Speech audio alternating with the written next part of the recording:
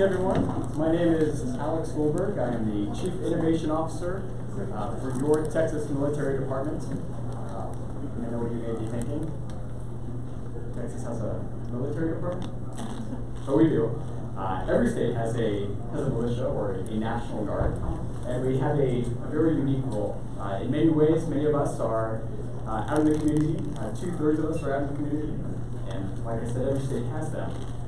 We are your next door neighbors, school teachers, firemen, police, airline pilots, and we have a very unique mission set in that not only do we answer our nation's call in times of war abroad, but we also primarily are the single focus for domestic operations, which is things like Hurricane Harvey, to be able to protect here at home. And so, as an example, during Hurricane Harvey, it's not the active duty, but actually your National Guard that goes out there. And we saved nearly 16,000 people, rescued over 18,000, and one fact of the day is we saved 1,200 animals. And so we're at a unique crossroads between academia, local businesses, and the military, because many of us are out in the small business arena. Many of us work for Google and Facebook and NASA and out in the communities. And so we've been connected with all of the DoD innovation units that are here, Army Futures Command, ND5, DIU, many of these new units that the DoD is creating to help create that connection with our local community. I think when we talk to our leadership, what they've expressed to us, and over the last couple days, as our generals have talked to everyone, what you will find is that they're not saying that the biggest threats or the biggest concerns or the things that keep them up at night is not China or Russia or North Korea. But in reality, it is the fact that they're concerned that we have lost the ability to go fast. The bureaucracy, the regulations that were designed in a time before computers and cloud and artificial intelligence, and many of the new technologies that we have today, artificial intelligence, quantum computing. And so how can we engage with small businesses?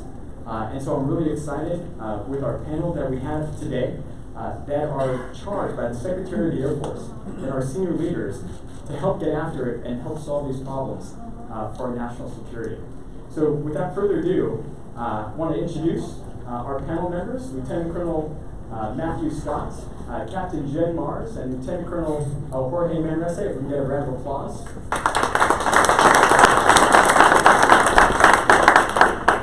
So, just real quickly, if you can give us a little bit about your background and where you fit in the DoD innovation ecosystem that is here in Austin. Yes, good evening all. This is Matthew Scott. I'm the AFWERX Austin lead. And I just wanted to first say that this is very exciting for us because this is the first time that AFWERX and some of our partners that work together in this bigger Austin innovation system in Austin, we're the actual doers and executors of a lot of these engagements with small businesses. So usually we're seeing the senior leaders talk as before, and now we're actually getting at it. When I was active duty, I actually started out my career as a scientific analyst, working a little bit with NSA on coding algorithms for networks. And then they had me do cybersecurity, stand-up cybersecurity, and then I became a pilot. Along that time, I was always an entrepreneur at heart. I always wanted to tackle the big problems, try and create like a small business within the Air Force and go after problems. So I'm originally from Austin, Texas, so I came back to Austin in 2015. I got my MBA through the University of Texas and started working with startups and commercializing technology. And actually some of those startups I worked with are actually in the SBIR pipeline now. So it's very exciting to see that come full circle from when I came back to Austin. Thank you. Hi everyone, I'm Jen Mars. That's 2 N's and 2 R's if you want to send me an email. I'm the Director of Community Outreach for AFWERX Austin. I come from your Texas Military Department, so I'm in the Texas Air National Guard. My full-time unit's in Fort Worth, Texas at the 136th, and there I'm the Chief of Innovation for them. And with Major Goldberg here, I'm on the State Innovation team. So here I do outreach, right? So the Air Force has this novel idea that our airmen can solve Air Force problems. And by saying that, we think that they're uniquely qualified and they're the ones doing that job every day to identify the problems and try to help solve it. So my job is really three-pronged, but trying to connect academia, the startup community, and our airmen to solve their problems. So that's why I'm here, and that's my job. Hi, good evening, everyone. My name is Jorge Manresa, and I'm the contracting officer for AFWERX. So where did I come from? I've been doing contracting for about 17 years, and over those 17 years, I could have easily just looked at my job and really just followed regulations like we all do, and I have. But you know, throughout my career, I saw an opportunity to really get after innovation, to really look at what drives our career field and how we could do our jobs more effectively, how we could really understand our trade craft in such a way that we can work within the regulations that we're given and still be able to contract for some great innovation in the military without having to take months and years to do so. So over the time, I've just kind of honed my skills in the contracting profession. And when I had the opportunity to join AFWERX and assist Air Education and Training Command, General Quas, on getting after a lot of those innovations, I definitely rose my hand and said, I will take that risk and I will go forward and show my community how it is possible to go fast and do it within regulation, do it with authorities that we've been given, and not really be afraid to step out and really look for that cutting edge and finding ways to connect with the small entrepreneurial businesses that we see across America. So I'm really proud to be here. I'm really thankful that you're all here listening today, and hopefully over the next few months we can all get to know each other, and I can help you become part of the larger government contract ecosystem. No, appreciate it. Thanks, Ray. So Matthew, real quick, what was the problem that the Secretary of the Air Force was trying to solve that you thought that creating these AFWERX innovation hubs would solve? So part one. Part two is, can you tell us about the hubs? Is this the only location for AFWERX? And if there are others, do you have different specialties? So on the first question of the Secretary of the Air Force problem. Yeah, so there's mainly two problems that the Secretary of Air Force was going after, and one of them was born out of the frustration that if you've ever served in the military, you're a young airman or you're a lieutenant, young officer, and you notice there's a pain point, a problem in your organization, and then you start voicing that concern. And by the processes that are in place and the leadership with the lack of funding and the lack of avenues to get after those problems, you're quickly shut down and you're just frustrated. The second thing is that there's recognized gap between the startups and us, the military, especially the Air Force, doing business with startup community and transferring that tech to the airmen. And so the Secretary of Air Force came out and said, hey, as a priority, let's drive our innovation back to the airmen. We have 600,000 plus individuals in the Air Force. I'm sure we can use their ingenuity to recognize the problems and voice that problem that they have and potential solutions, and then make that connection to industry. And so that's where AFWERX was sort of born out of. It's actually a hard question, what is AFWERX and why she created it, because it's an ecosystem. It's basically a fusion of capabilities that accelerates results to the warfighter. And one of those products are the hubs. So AFWERX DC was the originator that started near the Pentagon, and they do a lot of data analytics and also market research. So when we start researching problems, helping out the airmen and potential solutions, they are creating databases and research tools to help generate some of those companies that we go after. And then they opened up our flagship location, AFWERX Vegas. And this was the concept that is on par with some of those other innovation hubs, for instance, like SoftWorks, that you can take an idea, an airman can walk into AFWERX Vegas, go through workshops, get the coaching you need to really tease out what the pain point is of that process or that problem you're going after. And they have a maker's lab, and then they can also reach out to industry to get those companies to come to AFWERX Vegas and mirror them up and then come and prototype a solution. Now, AFWERX Austin is a different experiment because we're all these lean startup type teams, and the same with us. We're a lean team. And the experiment was, can we treat a MAGCOM commander as an investor? If they have a pot of money and they want to go after innovation projects within their command, how does that look like as a team and going after it? So that's really what AFWERX Austin is based on, projects and partnerships. Just in this building alone, we have DIU, us, the Guard, Army Futures Command, just a whole slew of DoD, and it's really figuring out on projects how we leverage those relationships to accomplish results to the warfighter. Awesome. And as you talked about MAGCOM, can you explain what a MAGCOM commander is in regards to how do you equate AETC, which is the Air Education Training Command, in relation to the Army Futures Command? What I'm trying to get at is that the Army Futures Command is not necessarily the only command that is here. The Air Force actually has a really large command as well, and they're in charge of all of the training for the Air Force. And so part of this experiment is really focusing on those training aspects, virtual reality, augmented reality, many of those things. So I appreciate that. And so Jen, you had mentioned that there is it's very powerful what you just talked about, because not all the other services are really focusing on that element.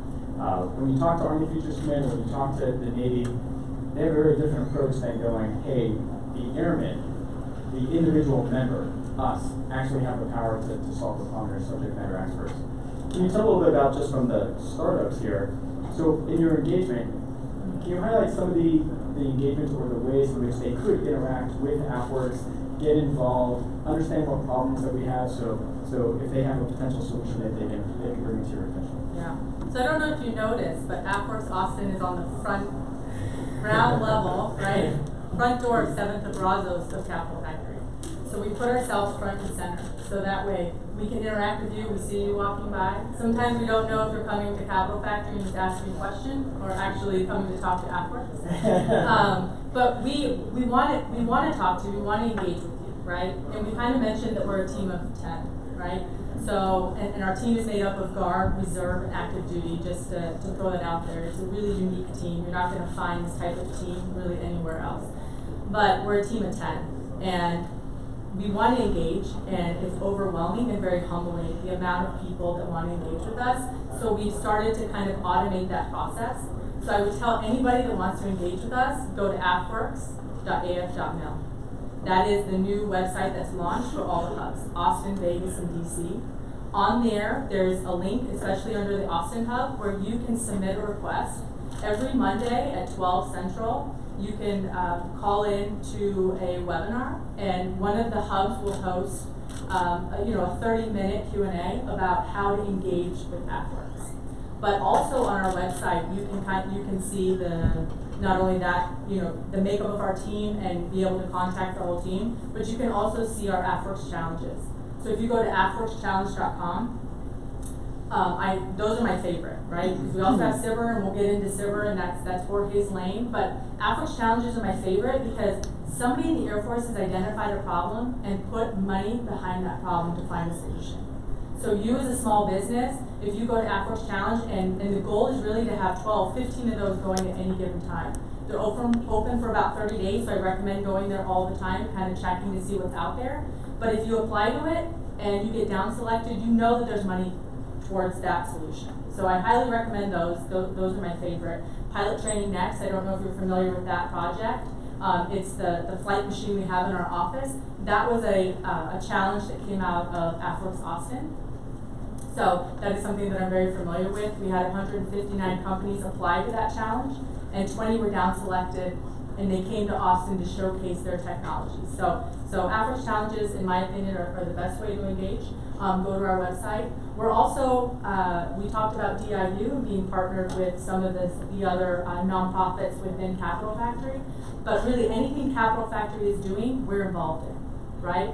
So if there's a startup that has to do with the DoD ecosystem, or some sort of meetup, I recommend going to that, because I guarantee someone from AFWERX will be there.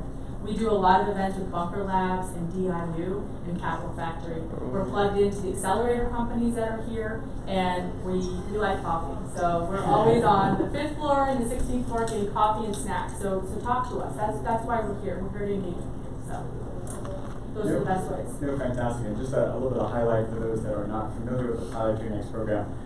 So a lot of what AFWORKS is doing is actually having an impact in the Air Force, saving billions of dollars.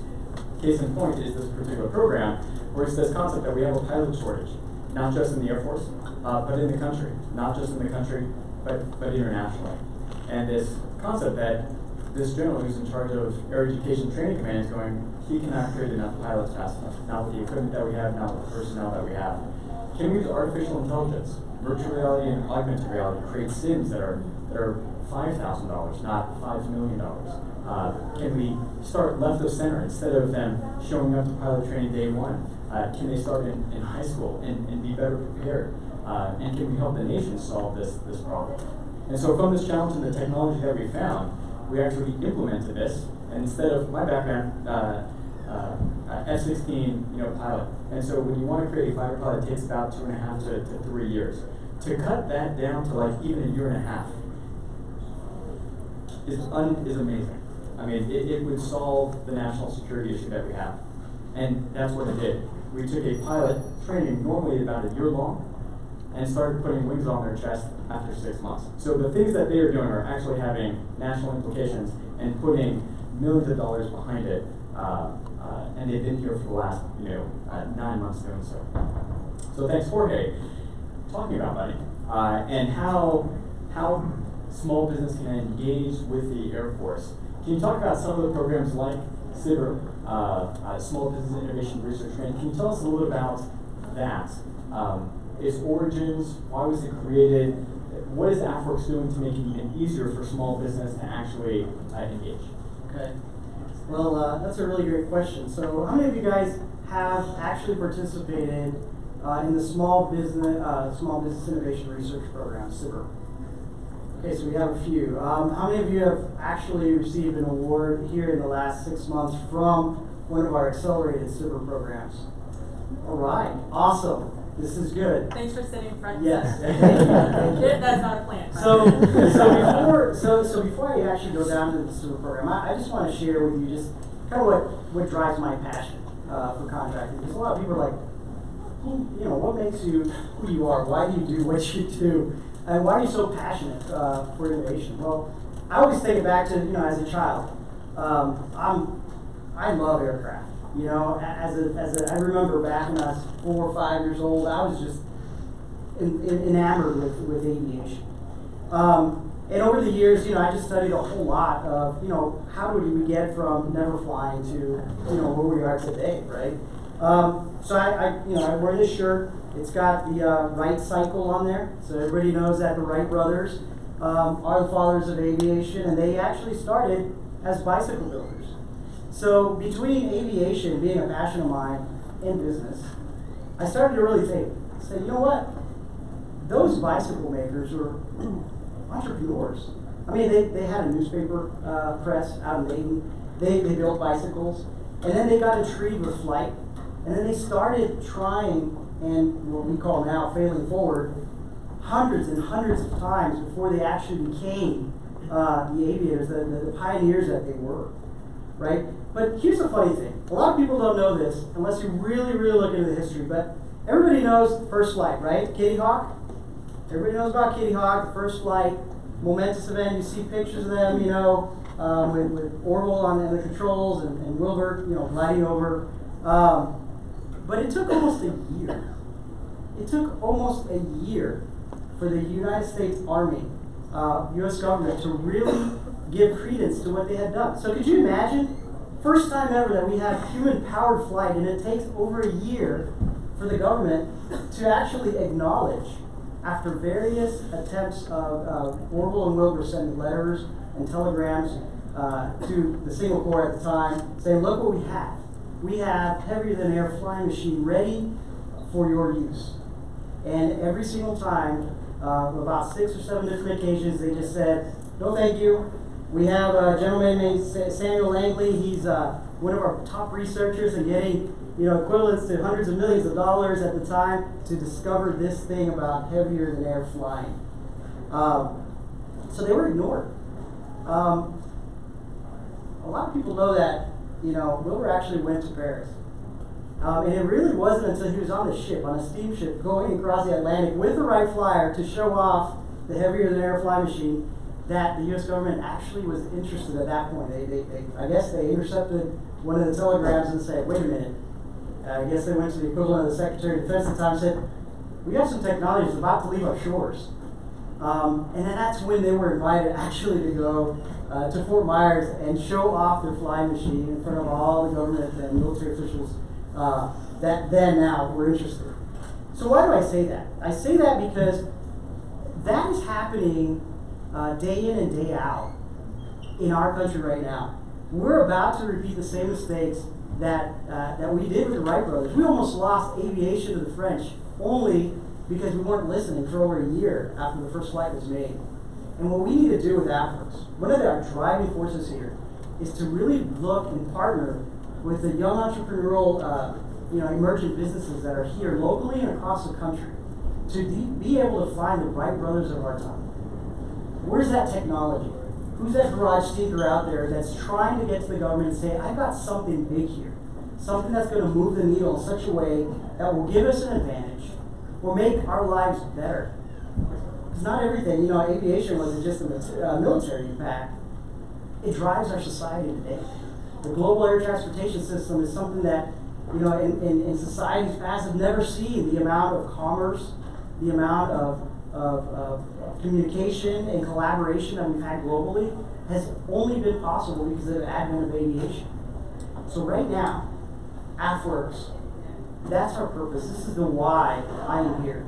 My why is to look for who is that person out there who's got the spirit, the pioneering spirit of the Wright brothers, and can bring that new technology to bear in our day and age. So, to talk a little bit about that business, to answer your question, right? What mechanisms do we do now to try and facilitate that interaction with the United States Air Force? Well, it's part of my job as a contracting officer is to be a business leader, right? I have to look at business strategy. How do I use what tools I have at my disposal in order to bring you in to the fold? Well, there's a couple. I'll start with a small business innovation research program. Yes, several of you have probably tried in the past, but here recently what we've done is we've taken an old program that's been around since 1982 in order to foster innovation within our industry base. Okay, and I think what has happened is just over time, like anything else, you get used to doing certain procedures and processes, and you kind of miss the spirit of why the SBIR program was built in the first place, which was 1982, which was to go and foster seed money into emerging businesses across the American industrial base and bring that technology in. So what that's turned into, it was a program that would take over a year or so to even get a letter back saying, we looked at your stuff and we're not interested. But we said, wait a minute, that's not within the spirit of the program. Why don't we condense that? Why don't we say every time we close a topic, every 4 months, we give ourselves a goal of saying, how do we look at all the proposals based on their technical merit alone? And why don't we judge them just on what they're trying to bring to us, and then give an answer back within 30 days? And you know what we've done? We've brought together a group of acquisition professionals to really get down to the root cause of our processes, right? We have worked in stovepipes for so long that we've just slowed ourselves down. But when you bring a group of professionals, and I've worked with many program managers, financial managers, contracting officers that are passionate about getting this tech, from industry into the warfighter's hand, put them together in a room, say, hey, we're going to give ourselves 10 days to look at 300 proposals and really find ways to automate our workflows in order to do our jobs better and find those ideas to make us more efficient. And then it culminates in things like last week when we had the Pro Bowl and Silver program, where we had over 300 proposals, phase ones. Of those we awarded, I think it was about 120 phase ones in a 10-day period. In totality, we also had phase twos that we awarded in that same period. That brought up the total 210 contracts that were done in 10 days. Can you talk a little bit about what's AFWERX. Yeah. can you talk a little about phase 1 versus phase 2 versus Yes. phase 3 about how much money and the probability of succeeding, in that? Absolutely. So phase 1, so let's say you're a garage tinker, you're a small startup. You have a great proof of concept. That's what phase 1 is all about. It's us giving you $50,000 to $150,000 to bring us your proof of concept and start building partnerships within the United States Air Force that will help you move that product from proof of concept to prototype. Phase 2, once you show that proof of concept and it has some good viability, and now you've created some partnerships within our operational community. So the people closest to the warfighter are now partnered with you to say, you are helping us with a certain problem. Then we take a look at that proposal they provide back, and you have an opportunity to get a phase 2 to actually prototype that. Maybe even go to a mid-viable solution. And that's $750,000 with the possibility of matching 2 to 1. So that could possibly be under phase 2 in SBIR. After 3 months of work, a potential for $1.5 million of non-dilutive capital.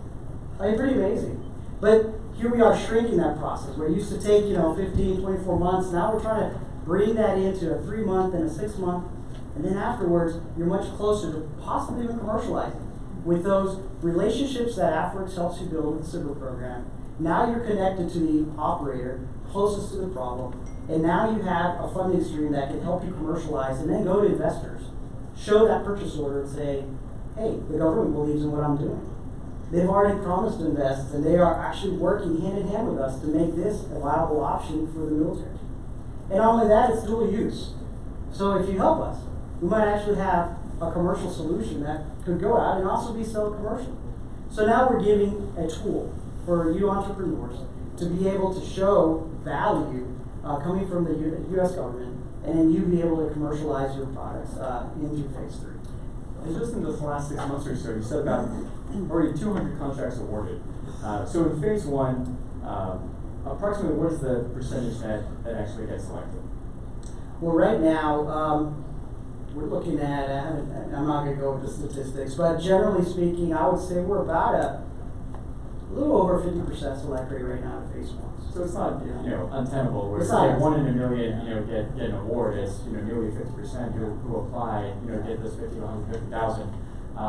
And so total over the last, you guys have only been here for 6, 7, 8 months.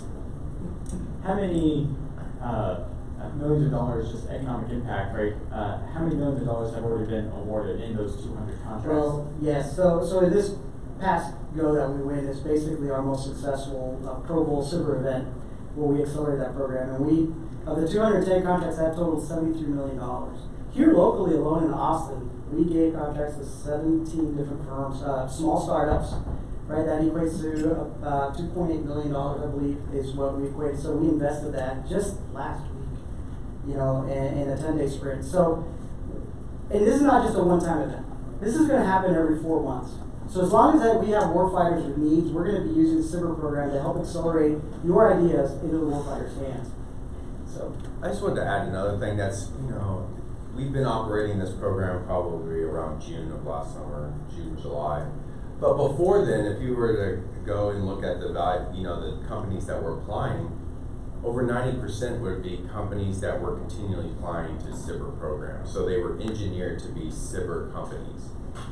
In this last go that Jorge is referencing, we're talking over 80% of the companies have never done business with the DoD before. So we're finally hitting one of our objectives to reach technology, reach companies we've never reached before. On top of that, we're now attracting companies that have top 5 VC backing. And we're trying to create avenues to increase that VC backing to the companies that are coming in. One last bit on that, 60 companies were invited to pitch day that we're sort of related to. And one of the companies, the morning of pitch day, got bought out by Boeing. So that just shows now we're on par with talent search of companies that are out there in the industry. And that was one of the things that we were trying to go after, was filling that gap of getting to technologies before they take it elsewhere. Can I PSS on Absolutely. So part of my job as outreach is not only are we here, this team of 10, but part of my job is to educate the Air Force. right, to the Air Force, we're multiplying this AFWERX team across the whole Air Force. So they're starting to understand. We're doing that through Spark Cells. So we did a Spark Cell Summit here in December where we had about 150 airmen. And when I say airmen, I mean officer enlisted, right? Big A. They came here to learn about what AFWERX is doing and how, the special ways that we're engaging with the startup community through SIBR and challenges, right? And building their own successful little AFWERXs all across the Air Force. The other way that we're doing it, I didn't mention before, but I'm a Longhorn. So my degrees in technology, thank you. Technology commercialization, right? And so what Major Goldberg was really instrumental in is we were partnering with the University of Texas McCombs School of Business to create a senior leader innovation course. So not only will Air Force senior leaders go through this program, but so will Army and Navy and Marine Corps, right? So we can kind of expand this thing, what AFWERX is doing across all of DoD. And then the other piece is that we've partnered with the DET 825, the UT ROTC program. We have interns from them, and we're helping them create a curriculum for innovation across ROTC, which if it's successful, it'll go across all ROTC. So now we're training senior leaders of the Air Force, future senior leaders of the Air Force, right, through ROTC and the Air Force Academy to think like we are. So this thing will just multiply. So that's really our purpose in what we're doing and how we're engaging. I appreciate it. And a part of your Texas Military Department, what we're trying to do is help engage and inspire the local community to want to solve DoD problems. We have situations where there are very large companies, Google, Microsoft, that are becoming hesitant to want to work with the DoD, and we're trying to break down those barriers. Right, most people nowadays don't even know those that are in the military, and so the fact that we can engage with them is having an impact. As well as when you're doing these SIBR contracts, one of the things he mentioned is that you actually have to team with an actual military base. And so we have fighter aircraft, cargo aircraft, we have cyber forces, we have everything in the inventory on the Army side and the air side throughout the entire Air Force and Army here in the Texas Military Department. And so whatever it is that you're working on, whether it's for firefighters, whether it's for medical professionals, whether it's for communications or artificial intelligence, for predictive maintenance, we have use cases for that, and helping you connect with our bases to help you succeed and actually win some of this SIBR money, right? Of that 75 million, right, 3 million in Texas, and only about a couple million in Austin. Our goal is to flip that, and so that we have a lot more companies from Texas, a lot more companies from Austin being able to get access to this and helping the community doing so. So Austin, is it only SIBR, or can you talk a little bit about commercial solutions opening or any other type of mechanism by which we can engage with local startups? Absolutely. I love it because I nerd out on business stuff, right? So what can we do in the government to actually be relevant to startups? So there's something that just came out in the Air Force. General Holt, he's the Undersecretary for Contracting, called the SAP AQC up at the Pentagon. But he gave us an authority, commercial solutions opening, which came out with the FY17 National Defense Authorization Act. But he went in 2018, signed a policy, my guidance and memorandum, to actually start using commercial solutions openings, which what that is a solicitation method. And that solicitation method gives me the flexibility to provide contracts either using the other transactional authority that many of you may have heard of, which is a non-FAR-based way of getting prototypes quickly into the warfighter's hands for evaluation and hopefully to production. But I also can pivot from that solicitation and actually award a FAR-based contract. If that commercial solution is something that is already mature enough to just be used, no need to go into an OT authority. I can just immediately go and award a regular contract and either buy the licenses or just buy the equipment or the processes or the idea to bring into the warfighter. So commercial solutions opening is something that is relatively new, and I can announce that we're going to put one out probably in the next 7 days for ATC. And it's going to be on our AFWERX website, where we're going to have our first what we call area of interest.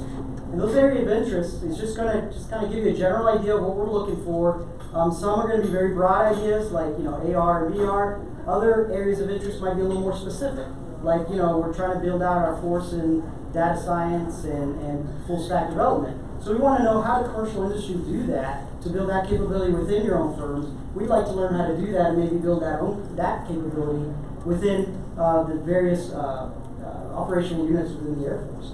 So commercial solutions opening is another great way that is not necessarily have been used in the Air Force before, but it's going to become very mainstream, I think, very soon. And my goal is to teach all operational units, not just people associated with AFWorks. I have my team back here. I want to give a shout out to Captain Steinhoff and Boots from FICA. They are the Coalition of the Willing that's helping me do some of these new business processes. And without operational units like a FICA, we could not do what we're doing today. We could not do the type of things like the Cyber Pro Bowl. So there are a lot of people very interested in really getting out these new types of things like Cyber and the commercial solutions openings, which will become mainstream hopefully in the very near future, the next 6 months at least. I appreciate that. That's exciting. Jim, can you talk a little bit about maybe some of the next events that AFWorks may be hosting and ways that here in the near future people can participate? Sure, but I wrote some down. So the Texas Defense Innovation Forum will be hosted here at Capitol Factory from 1 to 2 April.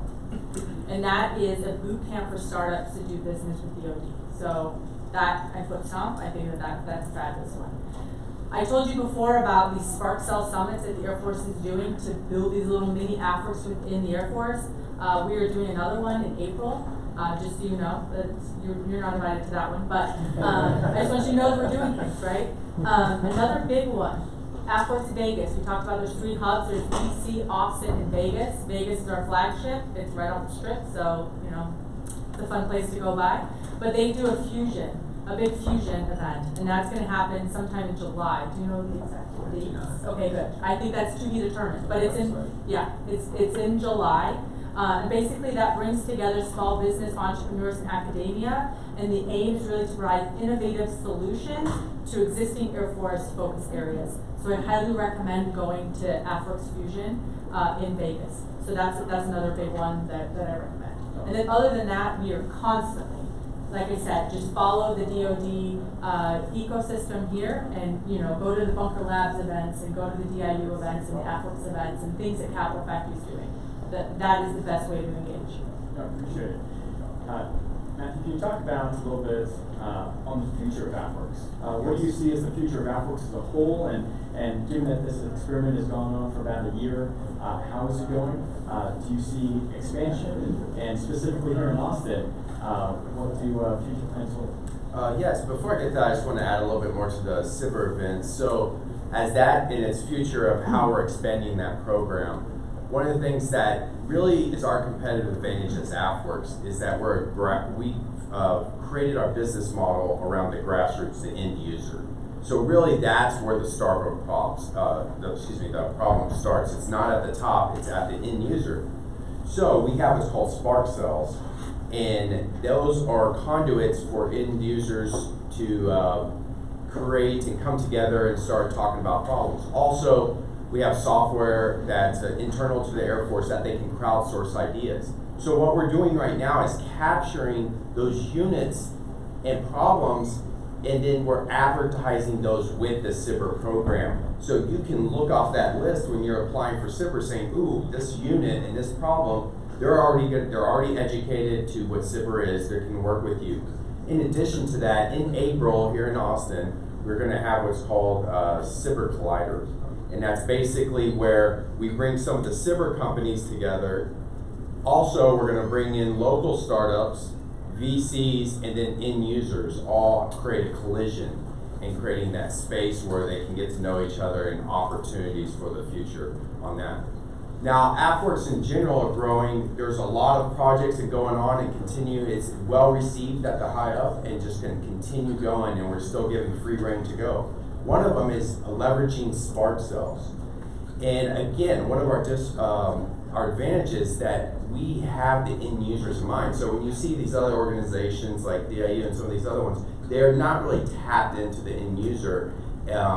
we are. So what we're creating is what's called the Spark Cell Collider. So we're choosing 10 bases and having like several ideas come up. And then what we're doing is we're bringing in outside industries to act like innovation Sherpas. So they'll actually go into the bases with it, see the end user, see the companies, and we're just going to see how the ideas channel and pipe up to hit to end program. Because that's really what we're all trying to do, is transition your technology. We're trying to get your technology, transfer it to the end user, but also transition to a program of record. And that's really what we're trying to do. Also, projects that we're working on and how I see AFWERX evolving is all these innovation pipelines are still siloed and working and justifying our own way. But what I'm seeing is, and we're about partnerships and projects here, is I want to start with an idea at the base level in the Air Force. AFWERX helps identify, hey, this is a problem that can scale. A lot of success where we send a demand signal, a company can go into an accelerator, and the company can go into SIBR, and then start being scaled out along the way.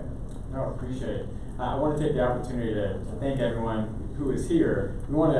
We care about what you guys think. This is a startup nonetheless, and this is a new space that the Air Force is working on, as well as the Army and the rest of the DoD. We get it, right, and our senior leaders get that there are foreign nations that are investing heavily in technology that can be very disruptive. And they are coming to the centers of gravity within our nation, the Silicon Valley, the Boston, and here in Austin. And there are venture capitalist firms for those foreign nations that are here. And they are buying technology. And we are seeing it on the battlefield. And some of it has caught us off guard. And in order to keep that technological advantage, we understand that we need to make it easier for us to be able to engage with, AFWERX or SIBR. We mentioned. Yeah. Yes. No, absolutely. And this is not a plant. This is serendipitous, right? That's the beauty of Capital Factory. No, so one of our airmen in the Air Force, actually in the National Guard, had a great idea. And Mark Cuban, right, he went on to Shark Tank, pitched the idea, and actually just recently got funded. And was there in front of our largest conference in the Air Force with all of our generals, the Secretary of the Air Force.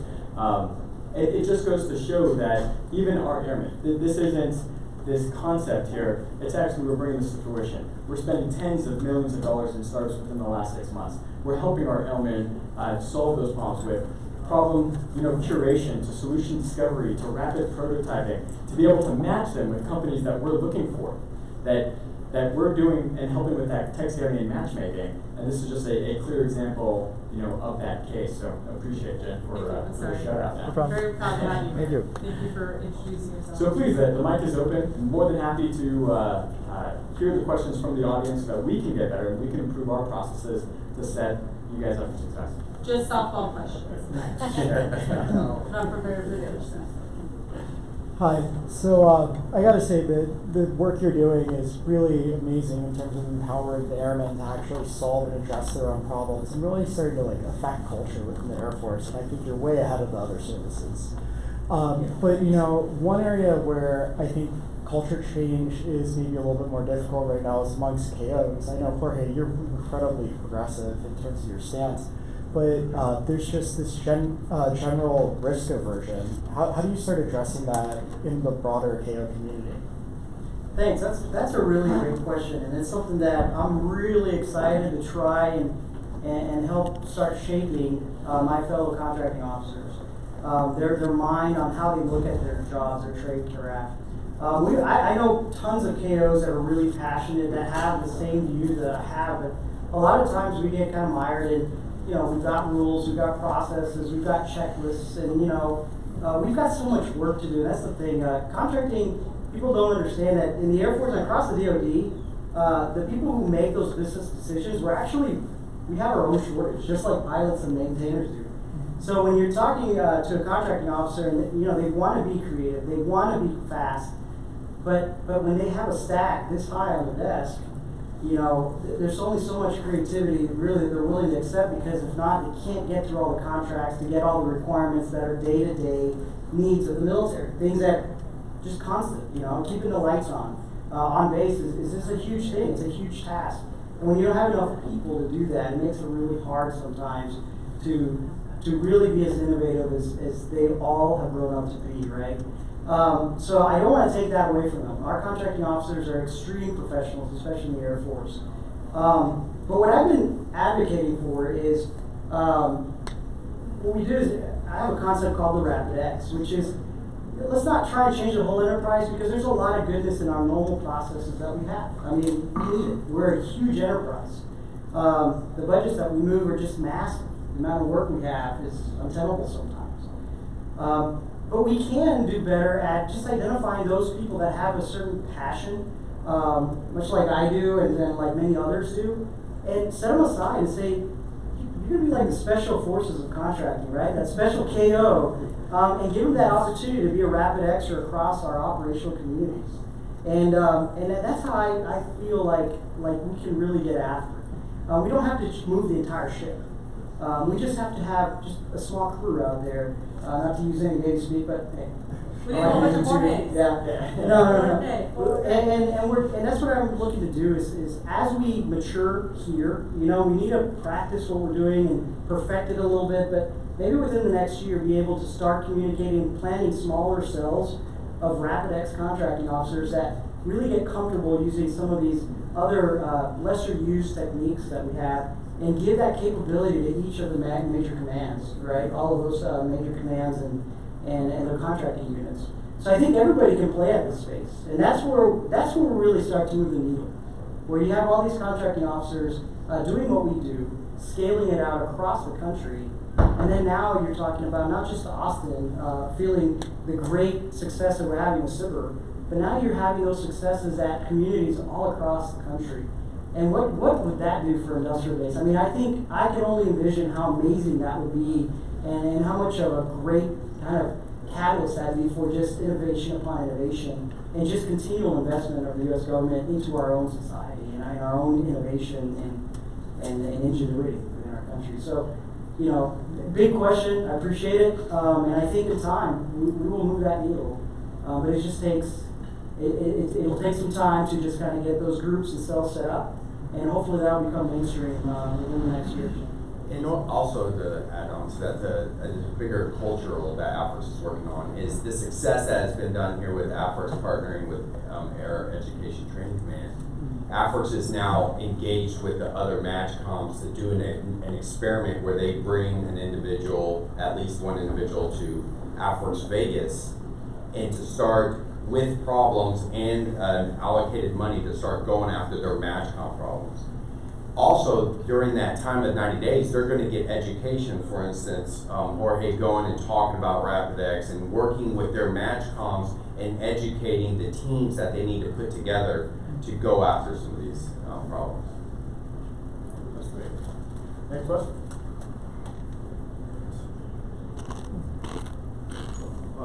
Oh, go for it. So all these great modalities and methodologies you guys put in place through AFWERX, is there anything, if you had a resource unconstrained environment, that you wish you could do that you're not doing right now? So well, I'm restrained. Yeah, I'll just speak for my own behalf. I think a lot of us are going after a holy grail of, is there a way for us to pull money together from all the MAJCOMs and create a fund that we can just sort of crowd share, like a traditional venture fund type way, and go after problems with industries? That's something that we're all trying to find a way within the regulations to do that that we've been hitting barriers to get to. But I'm sure some of these other individuals on my panel have some. Not I do not talk about money. I say I'm No, I do. You know, what's been special about partnering with Air Education and Training Command is that Lieutenant General Quast has basically taken a piece of his budget and said, I'm going to use this for innovation. And I think that holistically, if the Air Force, if we all just kind of took that common viewpoint, if our generals looked at that and said, this is part of our mission set, responsibility to defend America through ingenuity, right? To find the bleeding edge of technology to help our warfighter and to protect our nation. I think that would be a huge game changer. You know, I think right now, I believe they all have the best interest at heart, and we all want to go get the best for our warfighters. There's no question about that. But actually going off and having a really frank conversation on how we use, like, for example, our fallout money. I kind of sometimes skip about at the end of every year, there's a lot of money that's spent on things that just aren't probably extremely necessary, but are useful. And maybe we could use a lot of that fallout money to fund innovation. So for example, commercializing some of the phase 3s. If we could ask our commanders to funnel some of that end of fiscal year money to actually fund the innovation, I think it would go a long way in just kind of keeping the momentum going and getting that good hardware tech for all our, you know, subsystem and operational areas of need. All right, I think just to pile on there, I think most of the people who join the military want to have an impact, whether at home or abroad, and they want to feel like they're having a difference. And joining a family and serving a higher purpose. And so sometimes right now, as this culture shift is happening within the DoD, where this concept that, yes, the subject matter experts out in the field probably know a lot more than what we have been given, granted in the past, where we probably know what the problems are. And now, by giving us the tools and resources, we can actually solve those problems. But sometimes there really is no career path for someone who really wants to get after this. There's no resources. There's a particular path that you have to take within the military to increase in rank and just the way it goes. So to have resources, what we call days or orders or jobs that are very focused in that particular area, so that those that show promise, that have that passion, that aptitude, that skill sets in this particular domain. Because innovation in the DoD, I mean, just like in any bureaucracy, it is tough. It is tough. It is not for the faint of heart. And so having like a 3-star and these generals that have our back, that provide that tough cover, that go, I'm willing to take those risks now. If we were able to dedicate our time versus just having an additional duty, because this isn't my full-time job. This is my 8th or 9th job. Yet we are having a tremendous impact. We are all guardsmen and reservists. None of us are active duty. Well, we got Eric. We have a couple. Of the 10 folks that we have, only one is active duty. 2. The rest were 2. Kyle. We always forget Kyle. Kyle. We do. The rest are guard and reserve. So having those resources, having that dedicated career path, having the acknowledgement and the ability to just dedicate and focus on that, I think would even accelerate this a little bit more. But we're in a lean startup model. Think big. Let's start small. Let's put points on the board. Let's show the impact that we're having to the nation, which we are. And hopefully, as we expand efforts in this concept of getting dedicated resources, so that everyone can focus on this and engage more and have a little bit more bandwidth to help engage with the community. So appreciate it. Thank you for the question. Amen to that. One more question? We say that we're a startup, so keep that in mind as you deal with us. This last question. Okay, so first, Jen, thanks for the comment about TDIF. That's something that can help the ecosystem. One of the things I found valuable, beyond your PTN challenge, your other challenges, was more the problem definition working group to provide context for all the startups and everything else. And how can you get at those to provide startups an understanding of what you're looking for? And then secondly, what might be the role of the veteran community to help startups continue to work with efforts? Yeah, I'll start with that. So when our airmen come to us with their problem, right, a lot of times people come to us and they say, hey, we already have the solution. And we say, POSX, right? Because really what we want to do is flush out the problem, because we don't necessarily know what it is we're trying to solve. And so that's a big part of what we do with our airmen. That's our big value add, is figuring out what the problem is and then figuring out how to frame that to the community. Because if we're so specific in what it is we're trying to solve, then we're just going to get a very specific answer.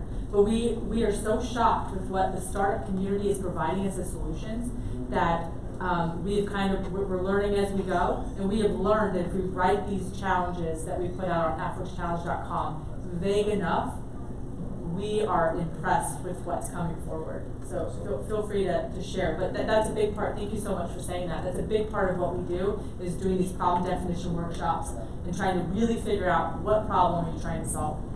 Yeah, you wrapped it up nicely. Thank you. That's definitely excellent. So we have time for one more question. One more? Okay. Yeah, camera- yeah. Oh, Sorry. we have to do. Yeah. This is like our celebrities.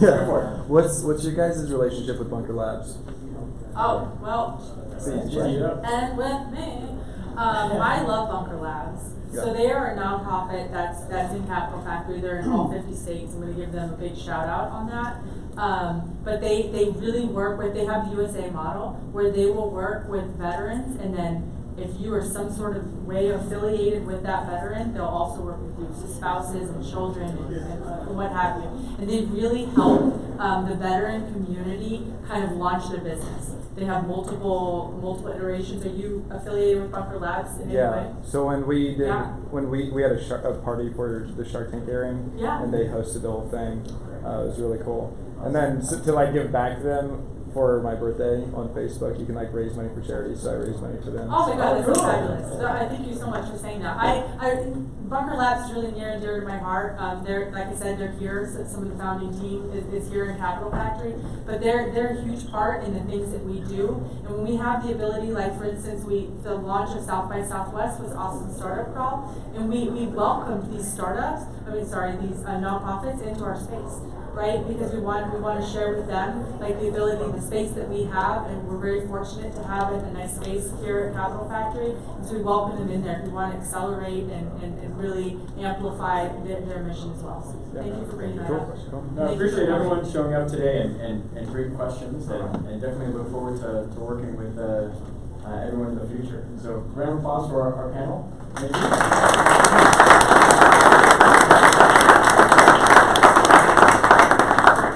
Thank you. Have a good night, everyone.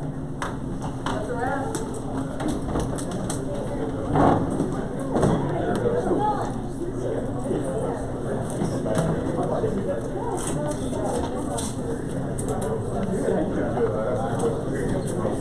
Yeah, so I've been working on that. I thought on that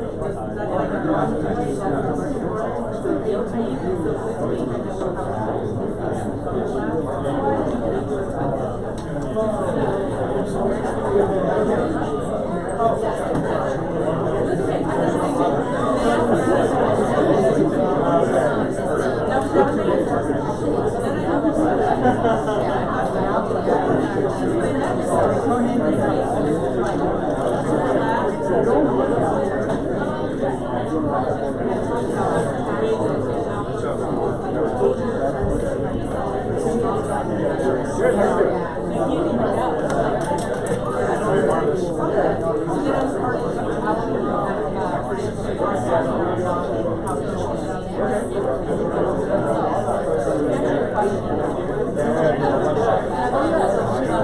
there you go.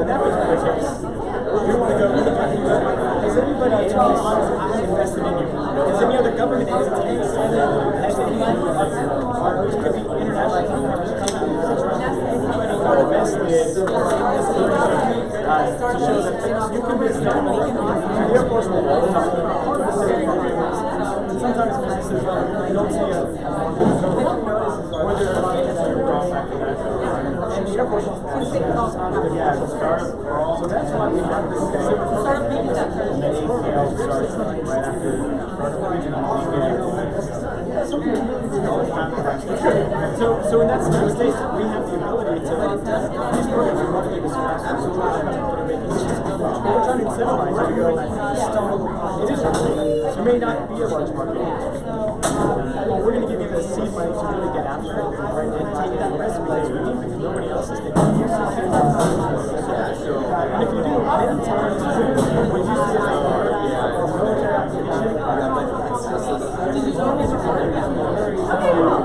only military applications, most of us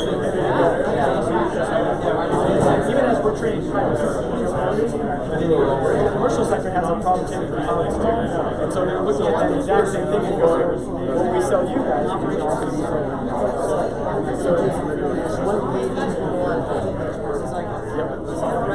And that is it.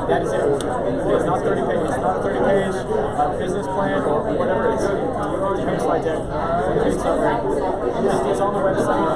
How you can engage a template of a slide deck. And like he said, here's 50 grand just for playing the game. That is the amazing thing to build that culture of play the game. We want you to succeed. We want, number one, we want our problem solved. So someone has to want to solve it. So inspire the needs. Two is, hey, we want to connect you with our basics and actually give you more fire. Historically, it's like, here's this proposal, here's this 20 pages of this software that we want. Come back to us in 5 years and deliver it. We'll give you those ones.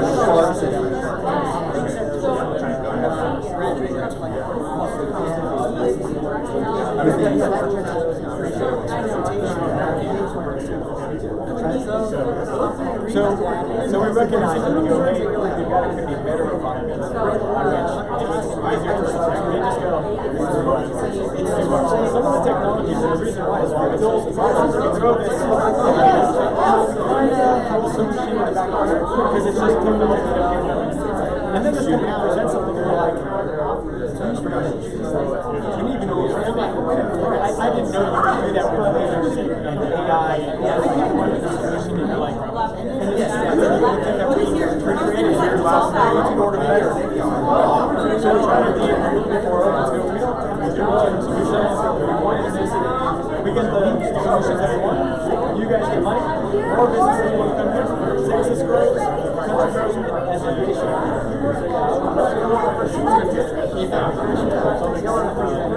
So we're on the first floor, and even on this whole floor is just DIU government. And so we're here, the DIU, MD5.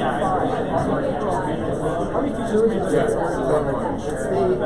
their perspective is they do have the best. They've been the best.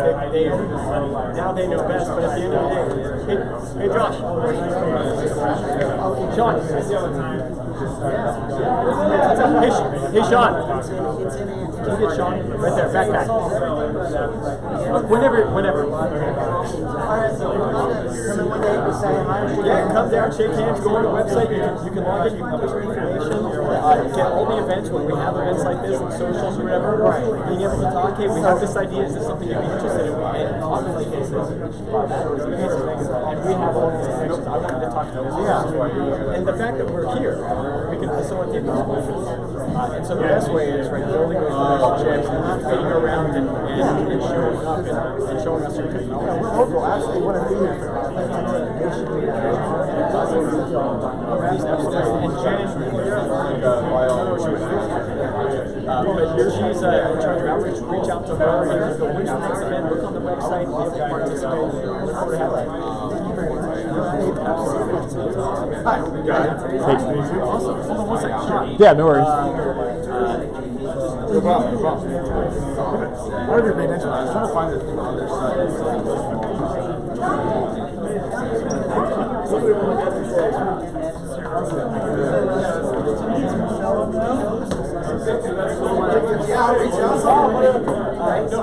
I know.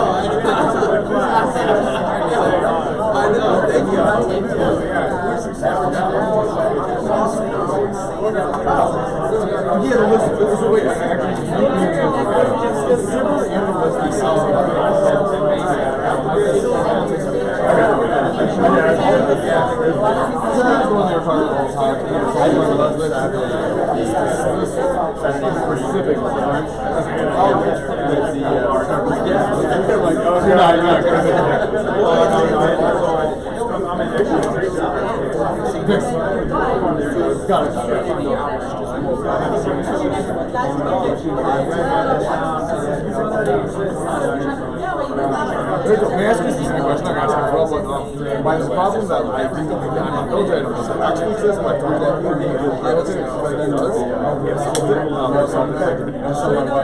Basically flappers. So imagine you're writing something that's slightly sensitive, so you can't see it.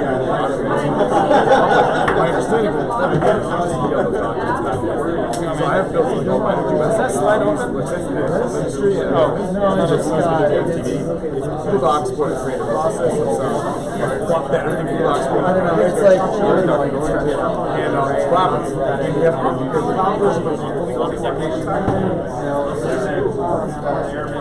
it's actually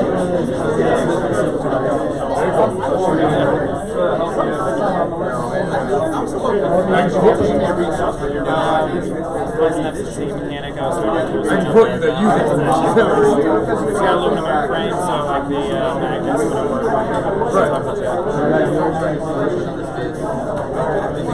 Use technology. Awesome. Thank you for letting me know that. I thought I'd like getting all set, so they keep confirming. Yeah, this problem is that Bill might not say it's a problem because it's a solution that we see whatever we throw away. But the reason that everyone else outside the military uses the rocks. It's not a joke. Yeah, actually,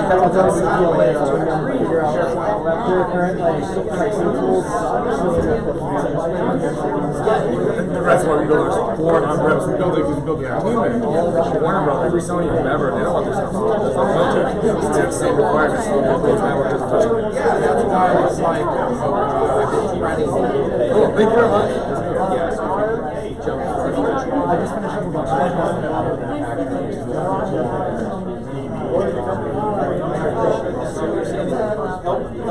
User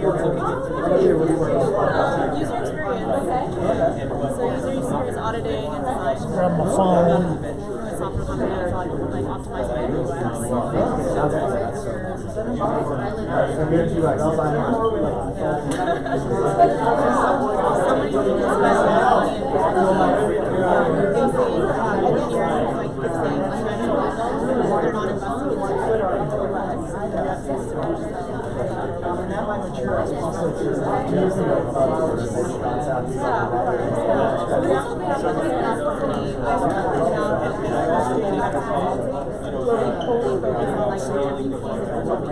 Really?